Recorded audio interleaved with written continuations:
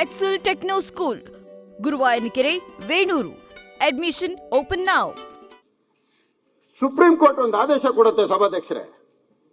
ಏನಂತ ಕೊಡುತ್ತೆ ಅಂದ್ರೆ, ಇಂಡಸ್ಟ್ರಿಯಲ್ ಲ್ಯಾಂಡ್ ಅಲ್ಲಿ ರೆಸಿಡೆನ್ಷಿಯಲ್ ಯಾವುದು ಕನ್ವರ್ಷನ್ ಆಗಲಿ ಚೇಂಜ್ ಆಫ್ ಲ್ಯಾಂಡ್ ಆಗಲಿ ಮಾಡಬಾರ್ದು ಅಂತ ಹೇಳ್ತಾರೆ. ಆದರೂ ಸಹ ಇಂಡಸ್ಟ್ರಿಯಲ್ ಏರಿಯಲ್ಲಿ ಇರುವಂತ ಒಂದು ಆಸ್ತಿ, ಇದರಲ್ಲಿ ಬ್ಲೂ ಮಾರ್ಕ್ ಮಾಡಿದ್ದೀನಿ ನೋಡಿ ಸಭಾಧ್ಯಕ್ಷರೇ, ಇದು ಇಲ್ಲಿ ಗುರುಗುಂಟೆಪಾಳ್ಯ ಜಂಕ್ಷನ್ ಸಭಾಧ್ಯಕ್ಷರೇ, ಇವತ್ತು ನಮ್ಮ ರಾಜ್ಯಕ್ಕೆ ಬರುವಂತ 70% ನ್ಯಾಷನಲ್ ಹೈವೇನಲ್ಲಿ ಗುರುಗುಂಟೆಪಾಳ್ಯಕ್ಕೆ ಬರುತ್ತೆ. ಗುರುಗುಂಟೆಪಾಳ್ಯದ ಕಾರ್ನರ್ ಅಲ್ಲಿ ಒಂದು 5 ಎಕರೆ ಜಮೀನು ಗೋದ್ರೇಜ್ ಅವರು ಬರ್ತಾನೆ ಸಭಾಧ್ಯಕ್ಷ.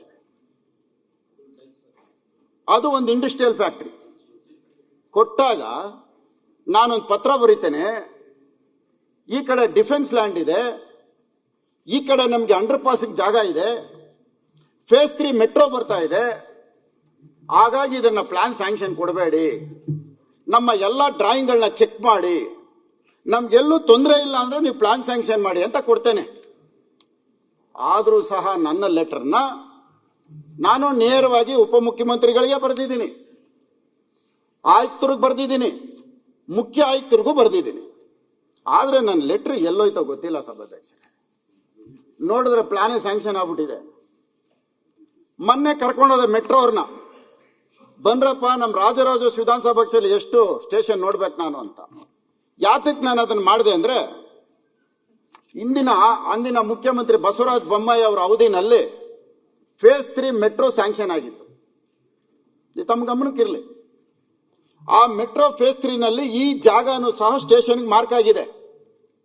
ನಾನೇನು ಗೋದ್ರೇಜ್ ಅಂತ ಹೇಳ್ತಾ ಇದ್ದೀನಿ ಅಲ್ಲಿ. ಇವತ್ತು ಗೋದ್ರೇಜ್ ಪ್ರಾಪರ್ಟಿ ಅಕ್ವಿಜೇಷನ್ ಮಾಡೋಕ್ಕಾಗಲ್ಲ, ಬಿಲ್ಡಿಂಗ್ ಬಂತು, ಈಗ ಅವನು ಕಟ್ತಾ ಇದ್ದಾನೆ. ಸುಪ್ರೀಂ ಕೋರ್ಟ್ ಆರ್ಡರ್ ಇದು, ಆದರೂ ಉಲ್ಲಂಘನೆ ಆಯಿತು. ನಾನು ಬರೆದಿರೋ ಪತ್ರ ಡಸ್ಟ್ಬಿನ್ಗೆ ಹೋಯ್ತು ಅಂದ್ರೆ ಗೋದ್ರೇಜ್ ಒಂದು ಮೇಲ್ಗೈ ಸಾಧಿಸ್ತಾ, ಅಂದ್ರೆ ಅಲ್ಲಿ ಭ್ರಷ್ಟಾಚಾರ ನಡೆದಿಲ್ಲ ಸಭಾಧ್ಯಕ್ಷರೇ. ಆಮೇಲೆ ಸಾಕ್ಷಿ ಕೇಳಿದ್ರಲ್ಲ, ಅದಕ್ಕೆ ನಾನು ಹೇಳ್ತಾರೆ ಭ್ರಷ್ಟಾಚಾರ ನಡೆದಿಲ್ಲ. ಭ್ರಷ್ಟಾಚಾರ ನಡೀದೇನೆ, ಸುಪ್ರೀಂ ಕೋರ್ಟ್ ಆದೇಶ ಉಲ್ಲಂಘನೆ, ಮೆಟ್ರೋ ಸ್ಟೇಷನ್ ಇವಾಗ ಜಾಗ ಇಲ್ಲ, ಎಲ್ಲ ಆಗೋಯ್ತು. ಇದು ಬಿಡಿ ಸಭಾಧ್ಯಕ್ಷರೇ, ಇದು ಮಾನ್ಯ ಮುಖ್ಯಮಂತ್ರಿಗಳಿದ್ದಾರೆ, ಅವರು ತೀರ್ಮಾನ ಕೊಡಲಿ. ಇದಾದ್ಮೇಲೆ ಬೆಳಗಾಂ ಅಧಿವೇಶನ ಸಭಾಧ್ಯಕ್ಷರೇ, ಬೆಳಗಾಂ ಅಧಿವೇಶನದಲ್ಲಿ 1 ಎಕರೆ 36 ಗುಂಟೆ ಜಮೀನಿರುತ್ತೆ, ಒಂದು ಸರ್ಕಾರದ ಸ್ಥಳ. ಲೀಸಿಗೆ ಅವನು ಅಪ್ರೋಚ್ ಮಾಡ್ತಾನೆ. ಲೀಸಿಗೆ ಕೇಳಿದಾಗ ಲೀಸು ಕೊಡಲ್ಲ ಅಂತ ಹೇಳ್ತಾರೆ. ನನಗೆ ಹೌಸಲ್ಲಿ ಉತ್ತರ ಕೊಟ್ಟರೆ ಸಭಾಧ್ಯಕ್ಷರೇ, ಇದು ನಾನೇನು ಬೇರೆದು ಯಾವುದು ಹೇಳ್ತಾ ಇಲ್ಲ.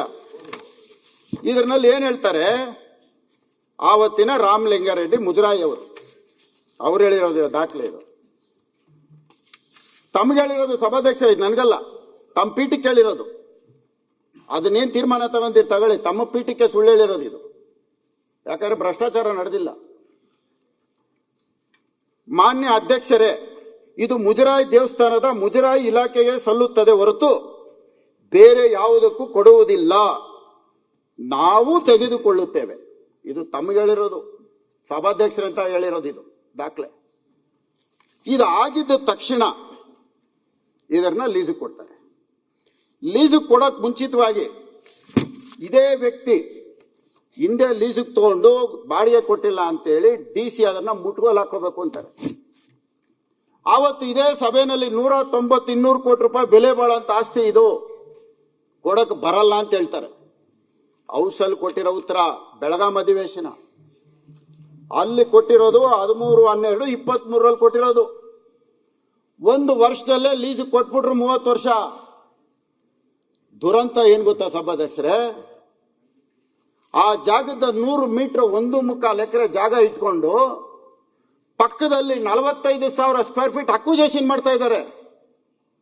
ಲೆಕ್ಕ ಹಾಕೊಳ್ಳಿ, 100 ಮೀಟರ್ಸ್ 45,000ಕ್ಕೆ ಎಲ್ಲ ಮನೆ ದೀಪ ಹಾರಿಸ್ಬೇಕೀಗ. ಆ ಮನೆಗಳೆಲ್ಲ ಹೊಡಿಬೇಕು, ಅಲ್ಲಿ ಮೆಟ್ರೋ ಸ್ಟೇಷನ್ ಮಾಡಬೇಕು, ಇವನಿಗೆ ಲೀಸು ಕೊಡಬೇಕು, ಈ ಮನೆಗಳು ಹೊಡಿಬೇಕು. ಎಷ್ಟು ಇಲ್ಲಿಂದ ನಮ್ಮ ಗೇಟ್ ಅಷ್ಟು ದೂರನಿಲ್ಲ ಸಭಾಧ್ಯಕ್ಷರೇ. ಭ್ರಷ್ಟಾಚಾರ ನಡೆದಿಲ್ಲ ಸಭಾಧ್ಯಕ್ಷರೇ. ಗೊತ್ತಿರಲಿ ತಮಗೆ, ಯಾಕಂದರೆ ದಾಖಲೆ ಇಲ್ವಲ್ಲ, ಅದಕ್ಕೋಸ್ಕರ ನಾನು ಭ್ರಷ್ಟಾಚಾರದ ಬಗ್ಗೆ ಮಾತಾಡಲ್ಲ. ಕೇಂದ್ರ ಸರ್ಕಾರ ನಮಗೆ ಸಹಾಯ ಮಾಡಲ್ಲ ಅಂತಾರೆ ಮೆಟ್ರೋ ಫೇಸ್ 3ನಲ್ಲಿ. ಇವತ್ತಿಲ್ಲಿ ಅಕ್ವಿಜೇಷನ್ ಮಾಡ್ತಾವ್ರಲ್ಲ, ಇದಕ್ಕೆ ಯಾರ ಹಣ ಹೋಗೋದು? ಇದರಲ್ಲಿ ಸಾರ್ವಜನಿಕರ ತೆರಿಗೆ ಹಣ ಇವತ್ತು ಮೆಟ್ರೋ ಕೊಡಬೇಕಾಗಿರೋದು. ಆದರೆ ಒಬ್ಬ ಸಂಸ್ಥೆಯವನಿಗೆ ಕೊಟ್ಟಿದ್ದಾರೆ ಸ್ಥಳನ, ಕೊಡಲ್ಲ ಅಂತೇಳಿ ಹೌಸಿಂದ ಕೊಡ್ತಾರೆ. ಗೋದ್ರೇಜ್ ಅವ್ನು ಕೊಡಬೇಡ ಅಂದರೆ ಪ್ಲಾನ್ ಸ್ಯಾಂಕ್ಷನ್ ಮಾಡ್ತಾರೆ ಇಂಡಸ್ಟ್ರಿಯಲ್ನ. ಸುಪ್ರೀಂ ಕೋರ್ಟ್ ಆದೇಶ ಇದು. ಒಂದ ಎರಡ ಸಭಾಧ್ಯಕ್ಷರು ನಡೀತಾ ಇರೋದು. ಇದೆಲ್ಲ ಬಿಡಿ ಸಭಾಧ್ಯಕ್ಷರೇ, ಮುಖ್ಯಮಂತ್ರಿಗಳ ಎದುರುಗಡೆ ಹೇಳಿದ್ದೀನಿ, ಅವ್ರು ತೀರ್ಮಾನ ತಗೊಳ್ತಾರೆ. ಪಾಪ ಇಲ್ಲಿ ಎಲ್ಲರೂ ನಾವೆಲ್ಲ 224 ಜನ ಇದ್ದೀವಿ. ಯಾರಿಗೂ ಕೂಡಲೇ ಸಾಹುಕಾರ ಆಗೋಂಥ ಐಡಿಯಾ ಯಾರಿಗೂ ಬರ್ತಾ ಇಲ್ಲ ಸಭಾಧ್ಯಕ್ಷರೇ. ಬಹುಶಃ ಪ್ರಿಂಟಿಂಗ್ ಮಿಷಿನ್ ಇಟ್ಕೊಂಡು ಕೋಟಾ ನೋಟ್ ಹೊಡೆದ್ರೆ ಅಷ್ಟು ಬೇಗ ಸಾಹುಕಾರ ಆಗಕ್ಕಾಗಲ್ಲ ಸಭಾಧ್ಯಕ್ಷರೇ. ಅದಕ್ಕಿಂತ ವೇಗವಾಗಿ ಬೆಳೆಯುವಂಥದ್ದು ಬೆಂಗಳೂರಲ್ಲಿ ನಡೀತಾ ಇದೆ ಸಭಾಧ್ಯಕ್ಷರೇ. ಅದಕ್ಕೆ ಉದಾಹರಣೆ ಹೇಳ್ತೀನಿ.